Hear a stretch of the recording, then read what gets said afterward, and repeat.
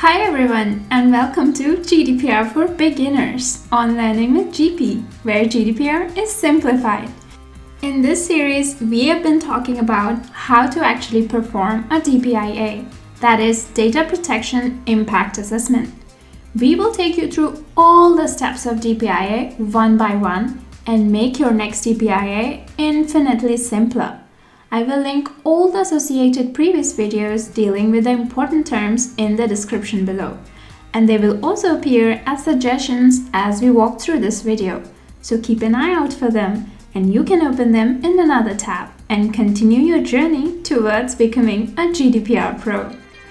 For other videos on DPIA and similarly interesting topics, don't forget to subscribe.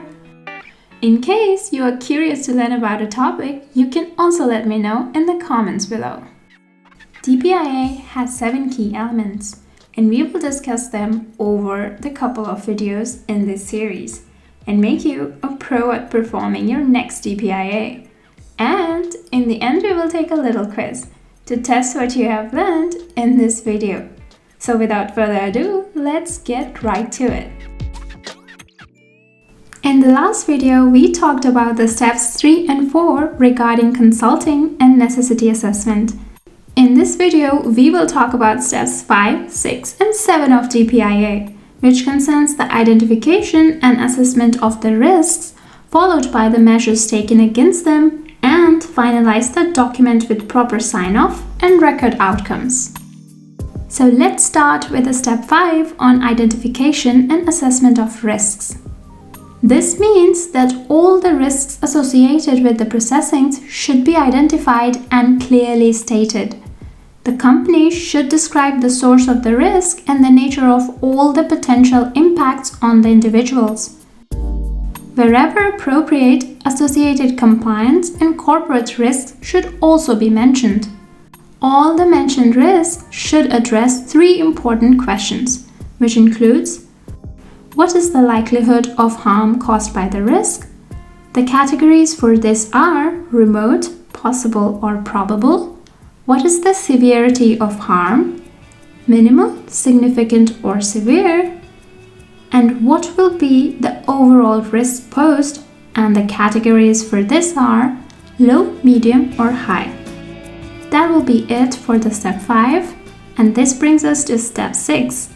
Which will deal with the identification of measures to reduce the risk identified in step 5. All the measures taken here should be mentioned, and they should contain 5 sub-elements. First is obviously mentioning the identified risk.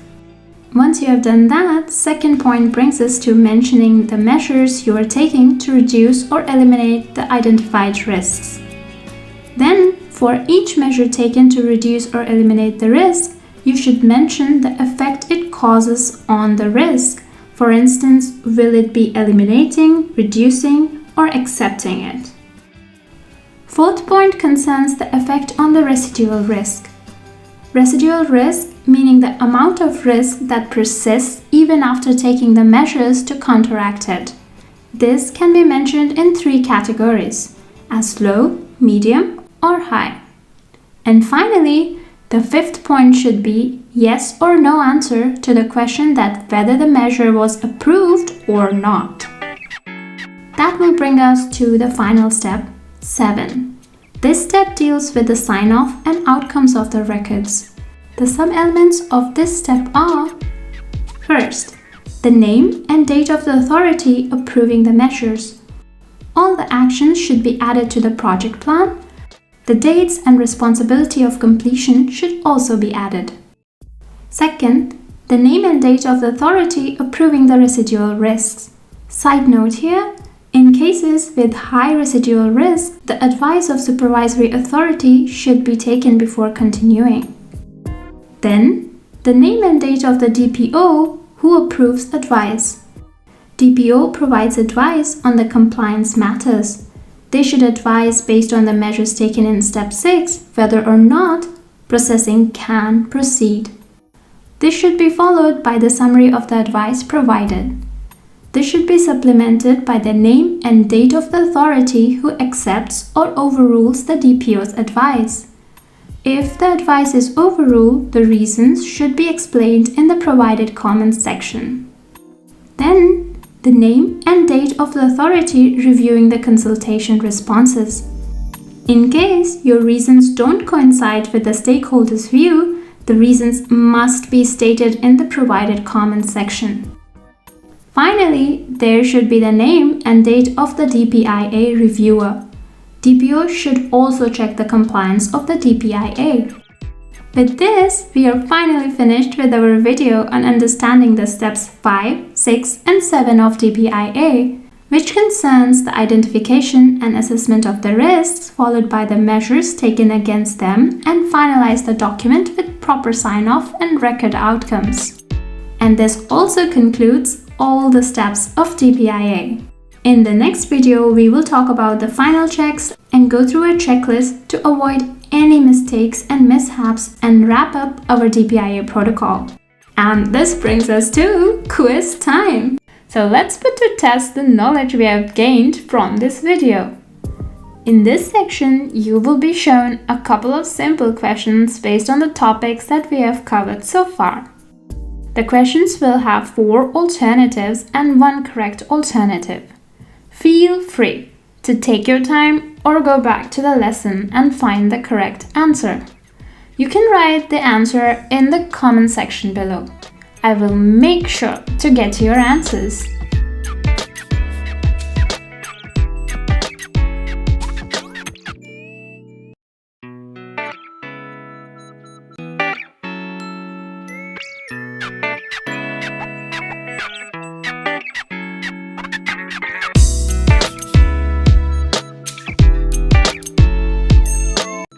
I hope you got all the answers to the quiz correct. If you have something on your mind that you find difficult to understand, do let me know in the comments below. I really appreciate any suggestions from you guys, as it helps me direct my lessons as best suited to your needs. And of course, in the end of the video, as always, we will do a little quiz. So stay tuned for more videos. Do subscribe to my channel, Learning with GP, where GDPR is simplified. And with that, I thank you for putting your best foot forward towards understanding GDPR. If you have any more questions, please feel free to reach out to me at gunjan.gdpr@gmail.com. So see you later. Bye.